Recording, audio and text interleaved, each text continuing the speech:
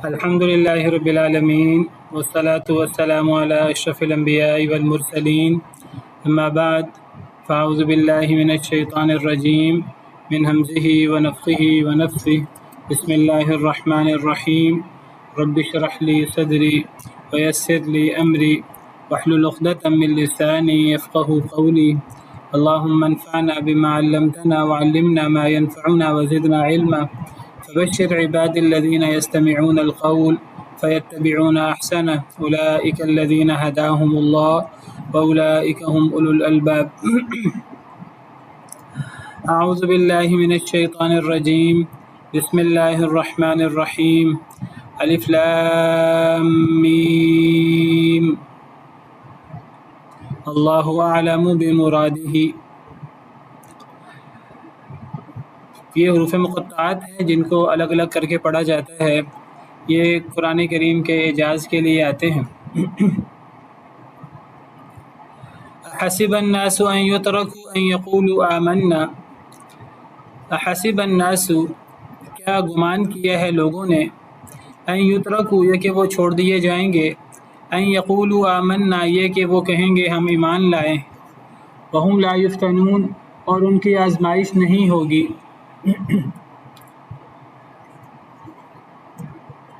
کیا لوگوں نے سمجھا ہے کہ انہیں چھوڑ دیا جائے گا؟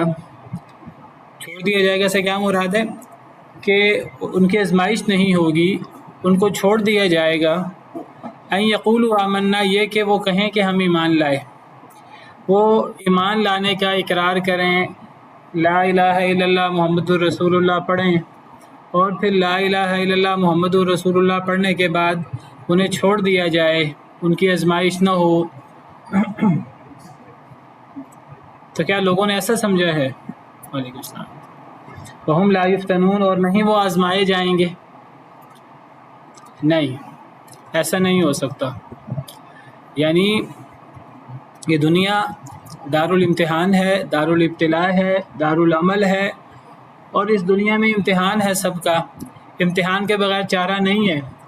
اور جو ایمان والے ہیں ان کا تو زیادہ امتحان ہوتا ہے, ہر ایک کا امتحان ہے, صرف مومنوں کا امتحان نہیں ہے, کفار کا بھی امتحان ہے. کفار کی بھی آزمائش ہوتی ہے, ان پر بھی آزمائشیں آتی ہیں, ان پر بھی مصیبتیں آتی ہیں, لیکن ان پر آزمائش, ان پر مصیبتیں دنیاوی امور کی وجہ سے آتی ہیں, ان کے دنیاوی معاملات کی وجہ سے.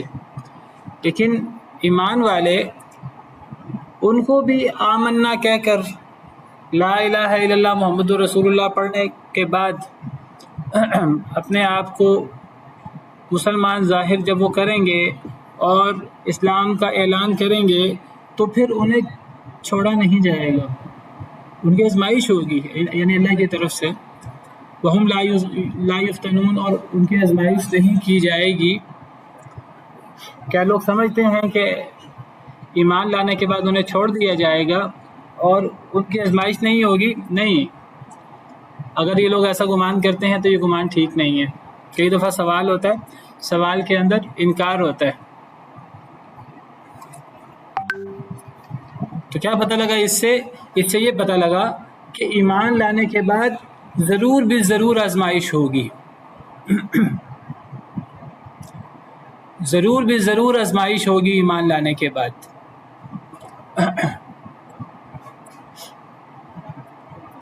اصل میں دیکھیے, دنیا جیسے میں نے کہا دارالعمل ہے, ہر ایک کا امتحان ہے. کبھی اللہ نعمت دے کر آزماتے ہیں, کبھی اللہ تعالیٰ غربت دے کر, نعمت چھین کر, مصیبت میں مبتلا کر کے اللہ آزماتے ہیں. تو نعمت بھی آزمائش ہے اور مصیبت بھی آزمائش ہے. وَنَبْلُوكُمْ بِالشَّرِّ وَالْخَيْرِ فِتْنَةً اور ہم آزمائیں گے تمہیں خیر کے ساتھ بھی اور شر کے ساتھ بھی. فتنہ ہے, آزمائش ہے, دونوں آزمائش ہیں. خیر بھی آزمائش ہے, شر بھی آزمائش ہے. ہر ایک کی آزمائش ہوتی ہے. ایمان والے کی بطور خاص آزمائش ہوتی ہے. ایمان والے کی آزمائش بطور خاص کیوں ہوتی ہے؟ جو اللہ کے ہاں جتنا مقرب ہوتا ہے, جس کا مقام جتنا زیادہ ہوتا ہے, تو اتنا زیادہ اس کو آزمایا جاتا ہے تاکہ اس کا ایمان مزید نکھر آئے. اور پھر ان کا ایمان مزید نکھرتا ہے. ایمان والوں کا ایمان آزمائش سے نکھرتا ہے. لیکن کچھ ایسے لوگ ہوتے ہیں کہ جنہوں نے اوپری سا کلمہ پڑھا ہوتا ہے، جنہوں نے ظاہری سی بات دوسروں کو دیکھ کر وہ بھی ایمان لے آئے، یا کوئی بہت زیادہ جذبہ اور بہت زیادہ خلوص اور یہ چیز نہیں تھی، تو آزمائش ہوتی ہے تو پھر ان لوگوں کا پول کھل جاتا ہے، ان لوگوں کا نفاق ظاہر ہو جاتا ہے.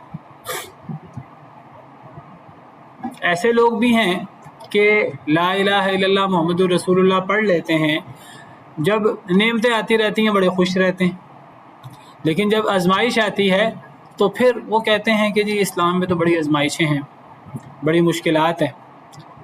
وہ ٹھٹک جاتے ہیں، رک جاتے ہیں، اسلام پر ہی رہیں کہ اپنے قدموں پر پلٹ جائیں.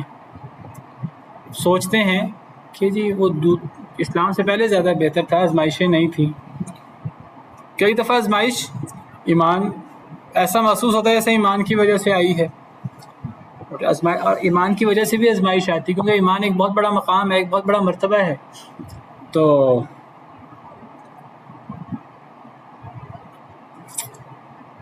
تو آزمائش سے اصل میں جو پکے ایمان والے ہیں، بہت مخلص ایمان والے ہیں، ان کا اخلاص نکھرتا ہے. اللہ کو تو پہلے ہی پتہ ہے، اللہ کو پہلے ہی پتہ ہے یہ جو ایمان نکھرتا ہے، یہ جو ان کا اخلاص، وہ پھر لوگوں کے سامنے اللہ ظاہر کرتے ہیں. گویا کہ اللہ لوگوں کے سامنے ثابت کرتے ہیں کہ دیکھو یہ ہوتا ہے ایمان. مشکلات اور آزمائش کے باوجود یہ ڈٹے ہوئے ہیں.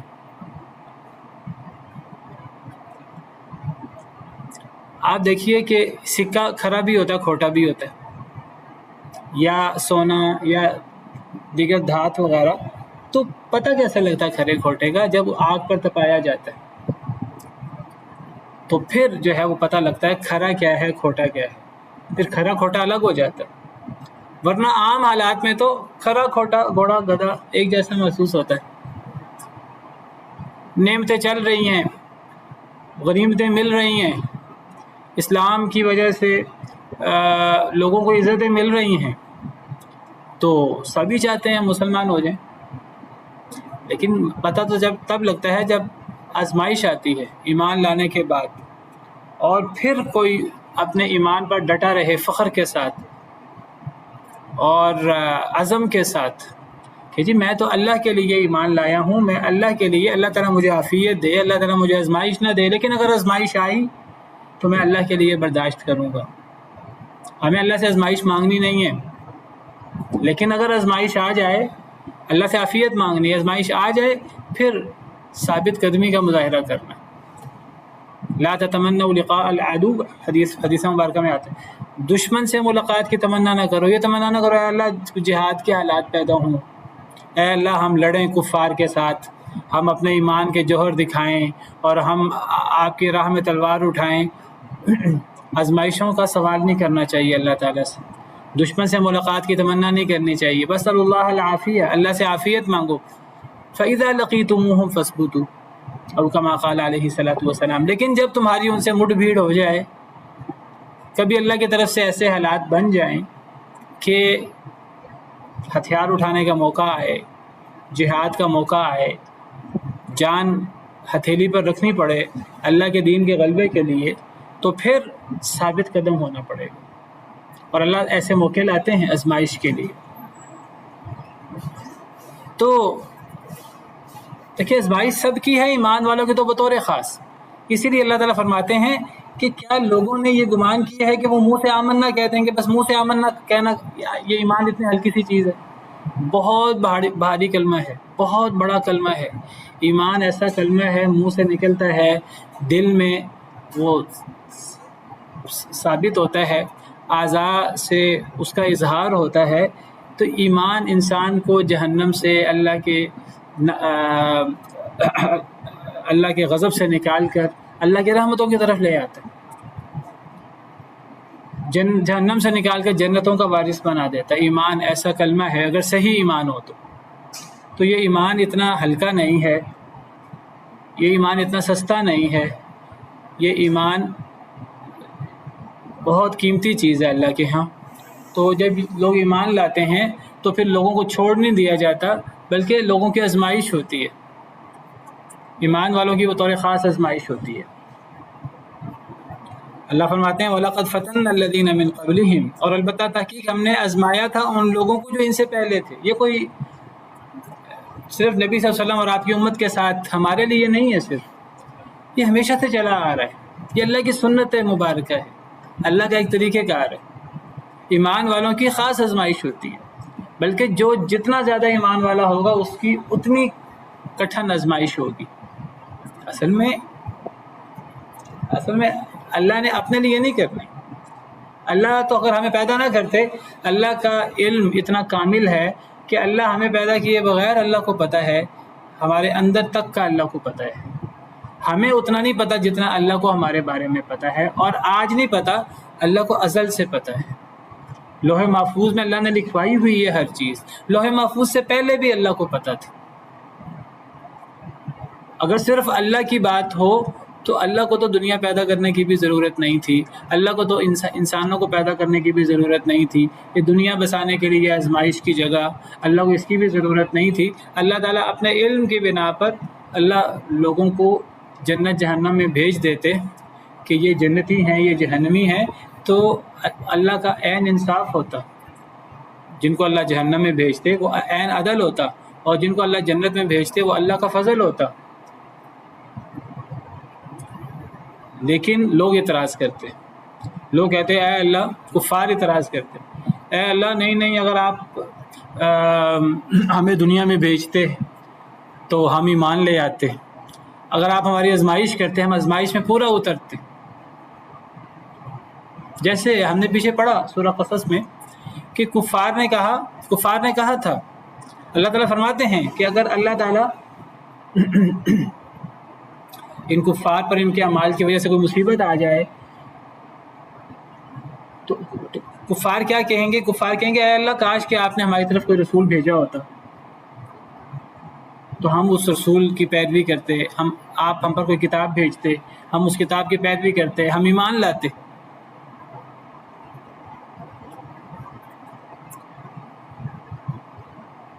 مشرکین مکہ کہتے تھے کہ یہود و نصارہ کی طرح ہم پر کوئی کتاب کیوں نہیں اترتی؟ اگر ہم پر کوئی کتاب اترتی ہوتی ہم یہود و نصارہ سے زیادہ اس کتاب کو ماننے والے ہوتے۔ او تقولوا لو ان انزل علينا الكتاب لكنا اهدى منهم، یا تم کہو کہ اگر ہم پر کتاب نازل ہوتی ہم یہود و نصارہ سے زیادہ ہدایت یافتہ ہوتے۔ دعوے تو وہ بھی بڑے کرتے تھے، لیکن جب کتاب آئی اکثر لوگوں نے انکار کر دیا۔ اسی طرح جب جنگ بدر میں مسلمانوں کو کفار کے ساتھ سامنا ہوا تو اللہ تعالیٰ نے فرشتوں کے ساتھ مدد کی مسلمانوں کی اپنے وعدے کے مطابق، اور بہت زیادہ کفار ہلاک ہوئے، جہنم رسید ہوئے۔ کفار کے بڑے بڑے سردار 70 جہنم واصل ہوئے، 70 قید ہو گئے، اور جو مسلمانوں میں جو شہید ہوئے 14 تو وہ افضل ترین شہداء ہیں، اور جو غازی بن کے واپس لوٹے تو وہ افضل ترین غازی تھے۔ اور اللہ کی طرف سے اعلان ہوا، اللہ نے جھانکا اہل بدر کو اور اللہ نے فرمایا اعملوا ما شئتم قد غفرت لكم، اب تم مرتے دم تک جو بھی کر لو میں نے تمہارے گناہ معاف کر دیے ہیں۔ اہل بدر کے بارے میں صحیح حدیث مبارکہ میں ہے یہ اعلان ہوا۔ تو جب یہ فضیلتیں پتہ لگی ان لوگوں کو جو بعد میں مسلمان ہوئے یا جو جنگ بدر میں شریک نہیں ہو سکے، جنگ بدر کوئی طے شدہ جنگ نہیں تھی، بس ایسے حالات بن گئے، جنگ کے لیے مسلمان نہیں گئے تھے بدر، مسلمان کفار کو روکنے کے لیے، اس قافلے کو روکنے کے لیے گئے تھے۔ ان کو نہیں پتہ تھا وہاں مکہ سے ایک لشکر جرار آئے گا 1000 لوگوں کا ساز و سامان کے ساتھ، اور ہمارا ان سے مقابلہ ہوگا۔ مسلمانوں کو نہیں پتہ تھا، وہ تو ایسے حالات بن گئے کہ جنگ ہو گئی، اللہ نے ایسے حالات بنا دیے۔ جس کو ہم اتفاق سمجھتے ہیں وہ اللہ کی اس کے پیچھے حکمت بالغہ ہوتی ہے، اللہ نے اس کے لیے اسباب بنائے ہوتے ہیں، اور اللہ کو پتہ ہوتا ہے ایسا ہوگا، اللہ کو پتہ تھا ایسا ہونا ہے، پہلے پتہ نہیں تھا مسلمانوں کو۔ سورہ انفال کے شروع میں ساری تفصیل موجود ہے۔ اب وہ لوگ جو جنگ بدر میں شریک نہیں ہو سکے تھے یا جو بعد میں مسلمان ہوئے، تو اب وہ کہنے لگے کہ اے اللہ آگے بھی کوئی جنگ ہو تو پھر اے اللہ ہم اپنی بہادری دکھائیں، ہم اپنے ایمان کے جوہر دکھائیں، اور ہم بھی پھر جو ہے وہ بڑے بڑے مار کے دکھائیں، بڑی بہادری دکھائیں اور پھر ہمارا بھی بلند مقام ہو۔ تو جب جنگ احد ہوئی تو پھر اللہ نے جنگ احد کے بعد فرمایا، جنگ احد جنگ احزاب، تو اللہ نے فرمایا کہ کچھ لوگوں نے اللہ سے وعدے کیے تھے اور پھر وہ ان وعدوں پہ پورا اترے، اللہ نے آزمائش کی باقاعدہ، اور کچھ لوگوں نے اللہ کے ساتھ وعدے کیے تھے، انہوں نے وعدوں کو توڑ دیا۔ وَلَقَدْ كَانُوا عَاهَدُوا اللَّهَ مِن قَبْلُ لَا يُوَلُّونَ الْأَدْبَارَ، منافقین کے بارے میں فرمایا کہ یہ منافقین وہ ہیں جنہوں نے اسلام کا اعلان کیا تھا اور اللہ سے وعدے کیے تھے انہوں نے، اور کہا تھا کہ کبھی جنگ ہوگی، کفار کے ساتھ مقابلہ ہوگا، ہم کبھی پیٹھے نہیں پھیریں گے، لیکن یہ تو جنگ احد میں 300 لوگ واپس پلٹ آئے تھے منافقین کے۔ جنگ احزاب میں یہ لوگ یہود کے ساتھ مل گئے تھے منافقین، اللہ کہتے ہیں انہوں نے تو وعدے کیے تھے، یہ تو پیٹھے نہیں پھیریں گے۔ وَكَانَ عَهْدُ اللَّهِ مَسْئُولًا، اللہ کا وعدہ اس کے بارے میں سوال ہوتا ہے۔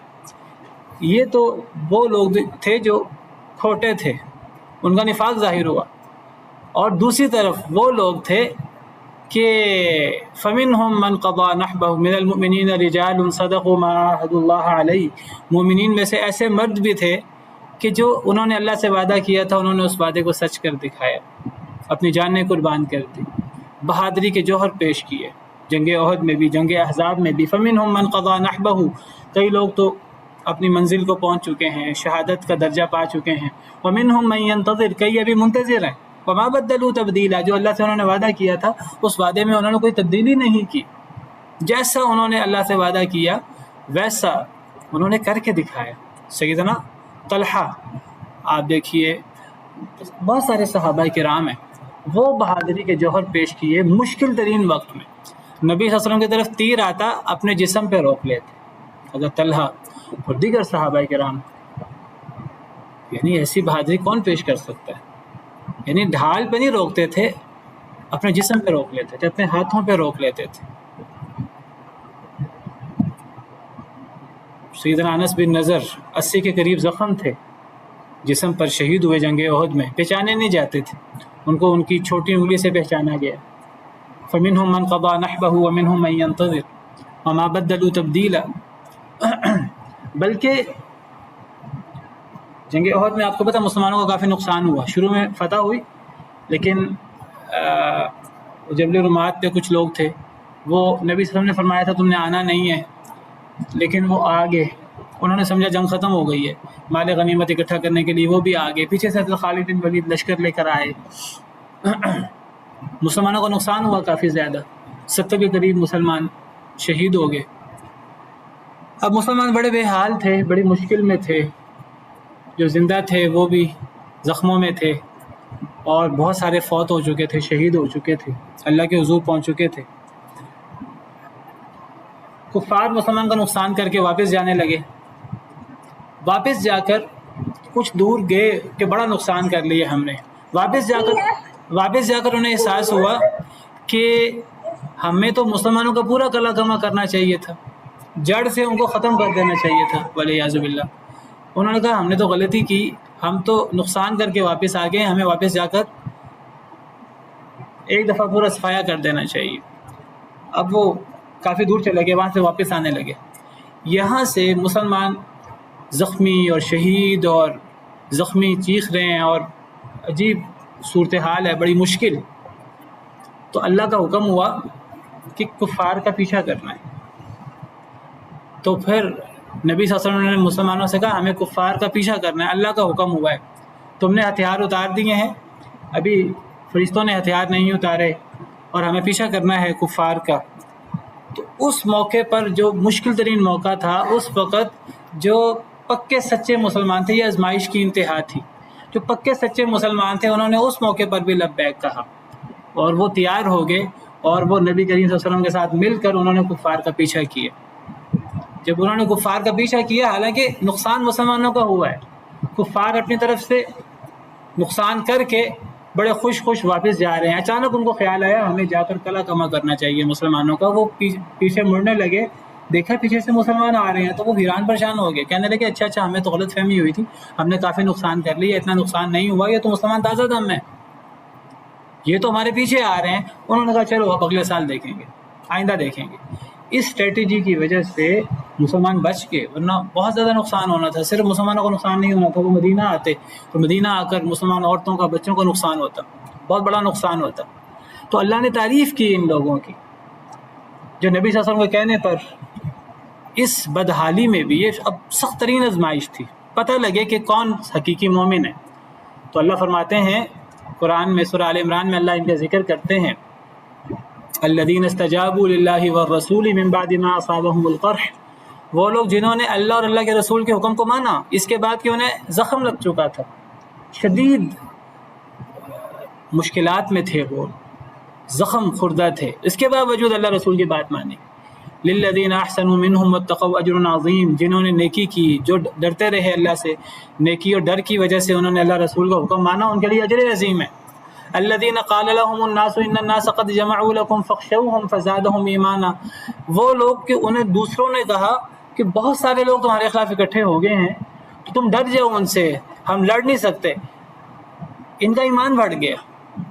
تو جو پکا مومن ہوتا ہے، جب آزمائش زیادہ سخت ہوتی ہے اس کا ایمان زیادہ مضبوط ہوتا ہے. بہت غور طلب آئی تھا، الذین قال لهم الناس ان الناس قد جمعوا لكم، وہ ایمان والے کہ جب ان کو لوگوں نے کہا، یعنی منافقین نے، کمزور ایمان والوں نے کہا کہ لوگ بہت زیادہ آگے ہیں، بڑا مشکل ہے ان سے لڑنا، تو ہمیں ڈرنا چاہیے، ہمیں احتیاط کرنی چاہیے. فزادہم ایمانا، ان کا ایمان بڑھ گیا پہلے سے بھی زیادہ. اور کیا کہنے لگے؟ وقالوا حسبنا اللہ ونعم الوکیل، کہنے لگے ہمیں اللہ کافی ہے اور اللہ سے بہتر کارساز کون ہے. فانقلبوا بنعمت من اللہ، یہ حسبنا اللہ اور نعم الوکیل اتنا زبردست کلمہ ہے کہ آپ سمجھے اسی کلمے کی بدولت اللہ نے کفار کو بھاگنے پر مجبور کر دیا. مسلمانوں نے پیچھا کیا کفار کا، کفار واپس پلٹنے لگے، لیکن دیکھا مسلمان تمہارا پیچھا کر رہے ہیں، ان کے دل میں رعب آ گیا. انہوں نے کہا آئندہ پھر مقابلہ کریں گے.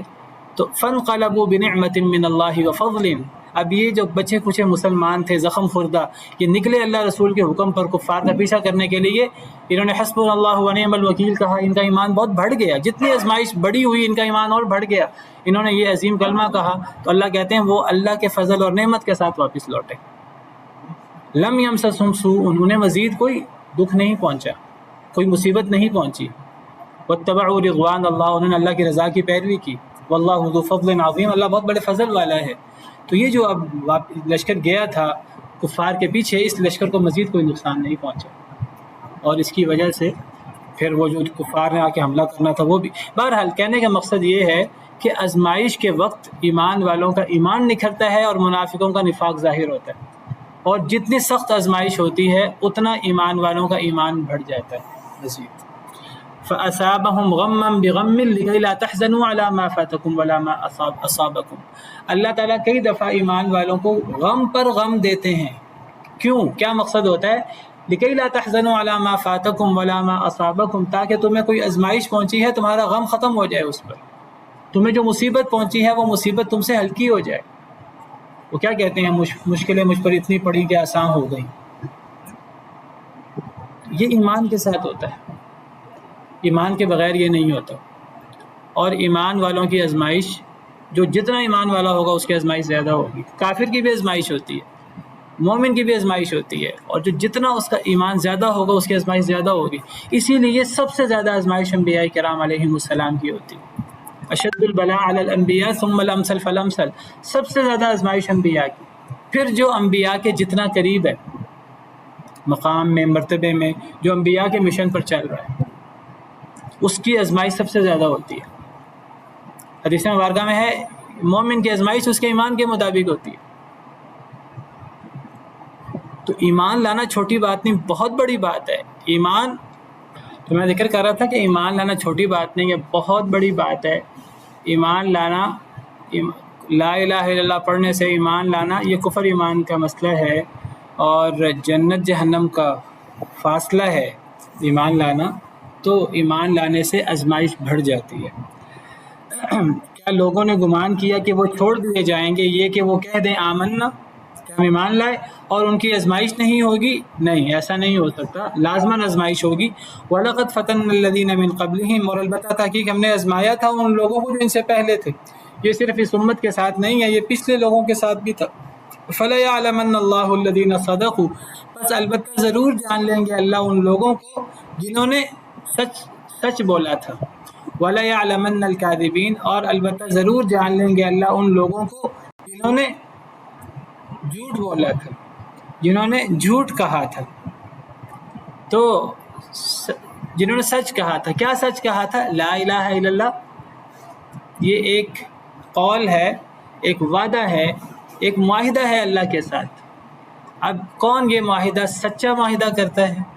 کون لا الہ الا اللہ پڑھتے ہوئے سچ کہتا ہے اور کون لا الہ الا اللہ جھوٹ کہتا ہے؟ تو اس کا پتہ لگتا ہے آزمائش سے۔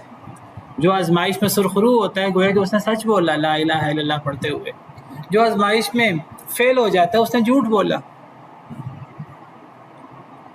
جو مشکل وقت میں بھی اللہ رسول کے حکم پر عمل کرتا ہے اس نے سچ بولا، جو مشکل وقت میں اللہ رسول کا حکم چھوڑ دیتا ہے اس نے جھوٹ بولا۔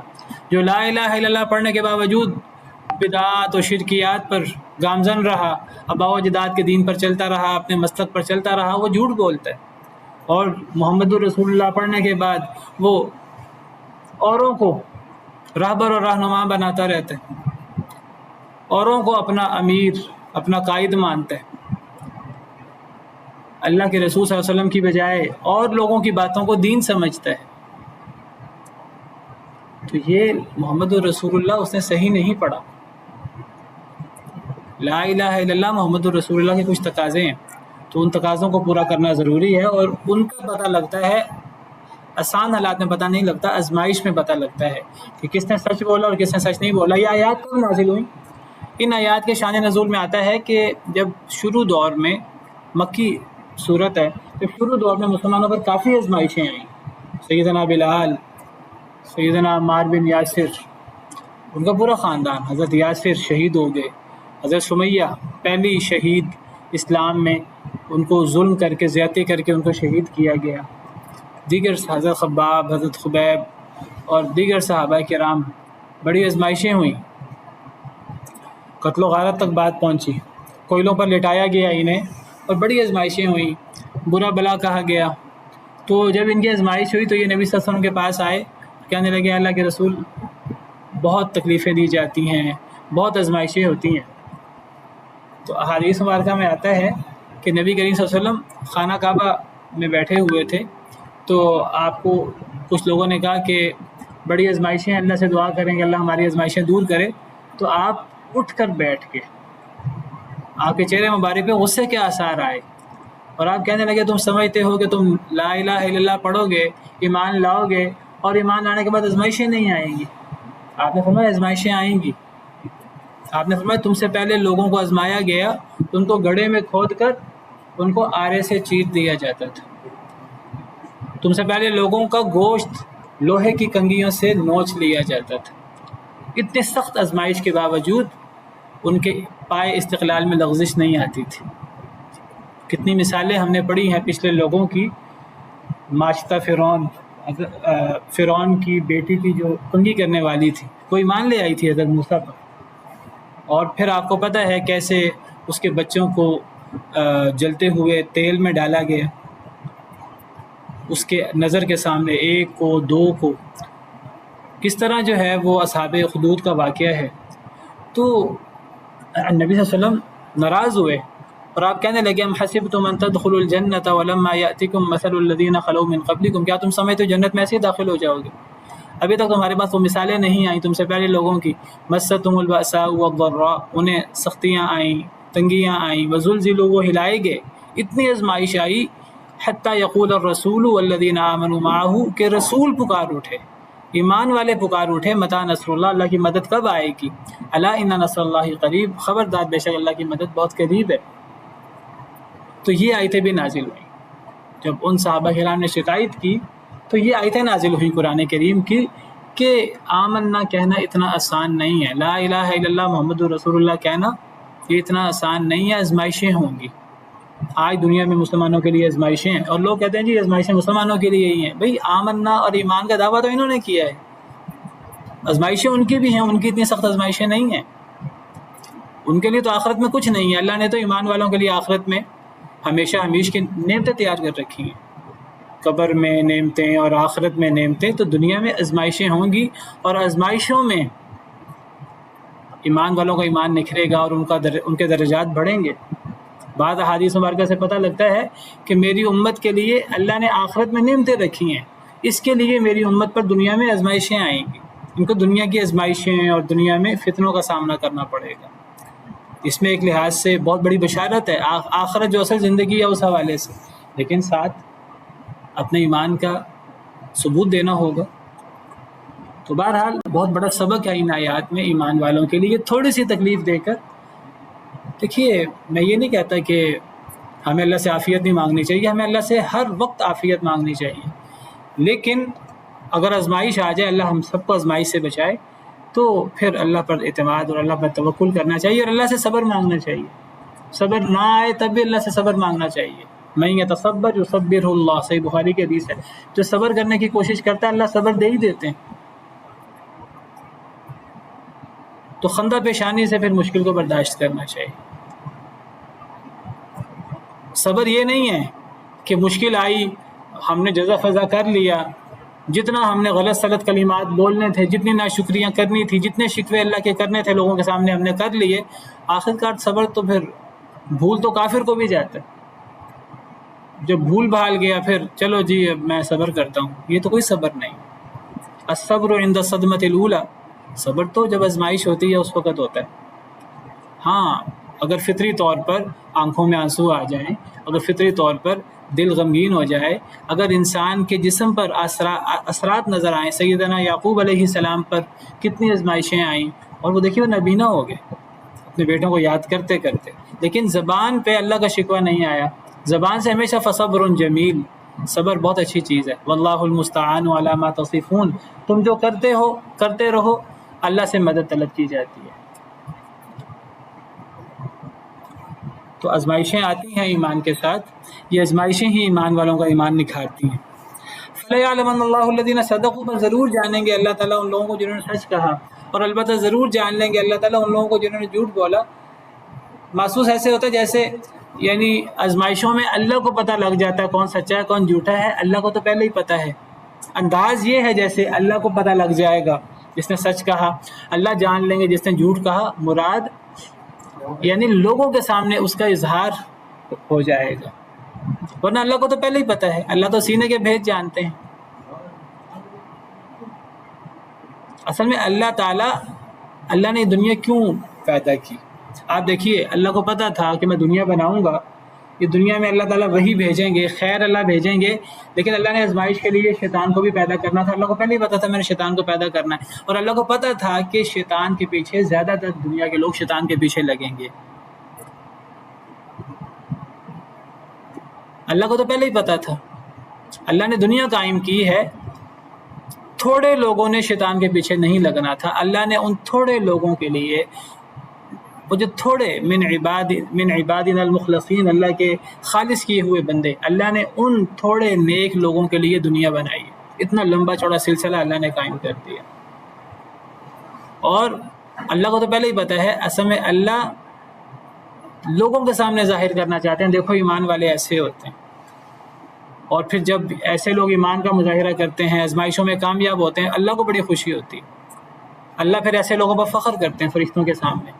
فرشتوں نے بھی کہا تھا کہ اے اللہ، آپ انسان کو پیدا کر رہے ہیں، انسان تو خون بھی بہائے گا، یہ بھی کرے گا، وہ بھی کرے گا، تسبیح کی جہاں تک بات ہے تسبیح تو ہم بھی کرتے ہیں۔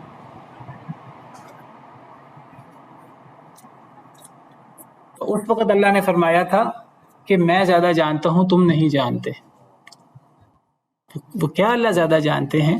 دیگر نصوص وغیرہ سے پتہ ہی لگتا ہے واللہ عالم کہ انسان اختیار کے باوجود، جو انسان شیطان کے داؤ میں نہیں آئیں گے اور وہ اللہ کے دین پر عمل کرتے رہیں گے اختیار کے باوجود، وہ تھوڑے لوگ ہیں، اللہ کو پتہ ہے۔ اللہ نے جتنے انسان پیدا کیے ہیں 1% لوگ زیادہ ہیں، یعنی 1000 میں سے ایک آپ سمجھیے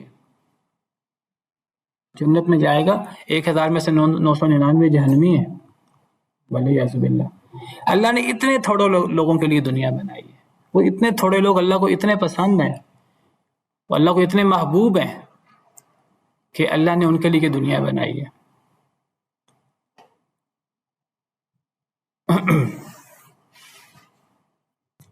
زیادہ تر لوگ تو شیطان کے پیچھے لگ جاتے ہیں. تو اصل میں لوگوں کے سامنے اس کا پھر اظہار ہوتا ہے. فرمایا ام حسب الذین یعملون السیئات ان یسبقونا ساء ما یحکمون. میری آواز آ رہی ہے آپ کو؟ ہمارے ہاں لائٹ چلی گئی ہے آن لائن. جی ام حسب الذین یعملون السیئات، کیا گمان کیا ان لوگوں نے جو عمل کرتے ہیں برے، ان یسبقونا کہ وہ ہم پہ سبقت لے جائیں گے، ساء ما یحکمون بہت برا ہے جو وہ فیصلہ کرتے ہیں. کیا مطلب؟ یعنی آزمائش کی بات ہو رہی ہے. ایک طرف اللہ تعالیٰ ایمان والوں کو تسلی دے رہے ہیں اور اللہ فرما رہے ہیں کہ اے ایمان والوں، آزمائش آنے سے کبھی گھبرانا نہیں. یہ آزمائش آتی ہے اور یہ ایمان کے بعد آتی ہے، ضرور آتی ہے، اور اس سے کھرے کھوٹے کی پہچان ہوتی ہے. لیکن اللہ نے ایمان والوں کو تو تسلی دی ہے اور ایمان والوں کو بتایا ہے کہ دنیا کے اندر آزمائش ناگزیر ہے. ایمان والوں کو تو صبر کی تلقین کی ہے. لیکن اب جو لوگ ایمان والوں پر فتنے کا، زیادتی کا، ظلم کا باعث بنے، اللہ فرماتے ہیں کہ ان لوگوں کو بھی یہ نہیں سمجھنا چاہیے کہ ہم جو چاہیں کریں.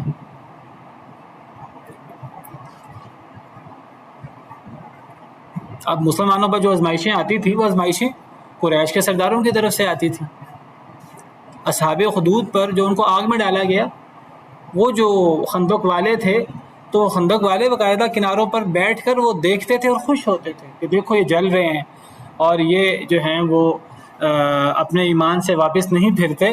تو وہ ان کو جلتا دیکھ کر، چیختا دیکھ کر وہ خوش ہوتے تھے. ایمان والے چھلانگے لگا دیتے تھے آگ میں. جتنی بھی آزمائشیں ہوئی ہمیشہ.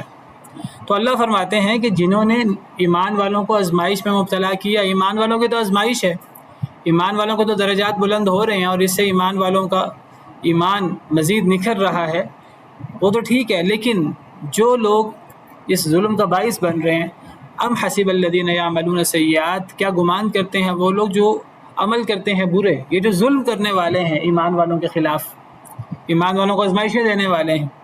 اللہ فرماتے ہیں کیا وہ گمان کرتے ہیں ان یسبقونا کہ وہ ہم پہ سبقت لے جائیں گے. سبقت لے جائیں گے ہم پر سے کیا مراد ہے؟ یعنی یہ لوگ اللہ کے عذاب سے بچ نہیں سکیں گے. ان پر اللہ کے عذاب کا کوڑا برسے گا، دنیا میں بھی اور آخرت میں تو برسنا ہی برسنا ہے. جب ان پر اللہ کا عذاب آئے گا ان کے اعمال کی وجہ سے، جب مکافات عمل ہوگا، تو کیا یہ سمجھتے ہیں کہ یہ ہمارے عذاب سے بچ جائیں گے؟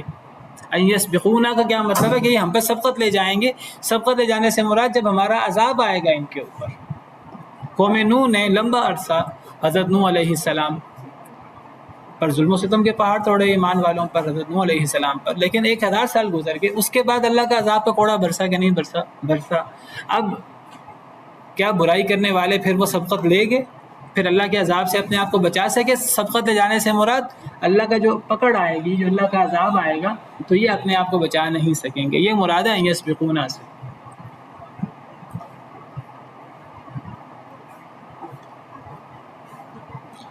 کیا گمان کیا ان لوگوں نے جو عمل کرتے ہیں برے، یعنی ظلم کرنے والے مسلمانوں پر، کیا وہ گمان کرتے ہیں یسبقونا وہ سبقت لے جائیں گے ہم پر، یعنی جب ہمارا عذاب آئے گا وہ ہمارے عذاب سے جان چھڑا لیں گے؟ نہیں. ساء ما یحکمون بہت برا ہے جو وہ فیصلہ کرتے ہیں. اگر وہ سمجھتے ہیں کہ ایسا ہو سکتا ہے تو بہت ہی برا سمجھتے ہیں. ایسا کبھی بھی نہیں ہو سکتا. من کان یرجو لقاء اللہ فإن اجل اللہ لآت، جو امید کرتا تھا اللہ سے ملاقات کی، فإن اجل اللہ لآت، پس بے شک اللہ کی مدت وہ تو البتہ ضرور آنے والی ہے. یعنی اگر ایمان والے اپنے ایمان پر بھروسہ کرتے ہوئے، اللہ پر ایمان لاتے ہوئے مشکلات کا سامنا کریں گے، اور اس لیے ایمان کا سامنا کریں گے کہ اللہ ہمیں آخرت میں اس کا اچھا اجر دیں گے. جب آزمائش آئے تو کیا کرنا ہے؟ ہمیں صبر کرنا ہے. اور صبر کیوں کرنا ہے؟ اللہ پر امید رکھتے ہوئے، اللہ سے ایمان کے ساتھ صبر کرنا ہے، احتساب، ثواب کی امید رکھتے ہوئے. اللہ فرماتے ہیں کہ جو بندہ ثواب کی امید رکھتا ہے، اصل ثواب آخرت میں، جو بندہ اللہ سے ثواب کی امید رکھتا ہے تو یاد رکھے کہ اللہ کا یہ جو وعدہ ہے آخرت کا، نصرت، دنیا میں نصرت کا، آخرت کا اور آخرت میں غلبے کا، میدان محشر میں مسلمانوں کی کامیابی کا اور جنت کا، تو یہ اللہ کا وعدہ یہ لازماً پورا ہونے والا ہے، یہ آ کر رہے گا۔ دنیا میں بھی اللہ کے وعدے پورے ہوں گے، دنیا میں بھی فتوحات ملیں گی، اور آخرت میں مسلمانوں کا غلبہ ہوگا۔ آخرت میں میدان محشر سجے گا، اور اس میدان محشر میں ایمان والے غالب ہوں گے۔ والذین اتقوا فوقہم یوم القیامہ، جو لوگ ڈرتے رہے دنیا میں وہ قیامت کے دن کافروں سے اوپر ہوں گے۔ دنیا میں کفار ایمان والوں کا مذاق اڑاتے رہے، ہمیشہ ان کو دباتے رہے، اللہ فرماتے ہیں کوئی بات نہیں، قیامت کے دن اللہ سے ڈرنے والے ان ظالموں کے اوپر ہوں گے۔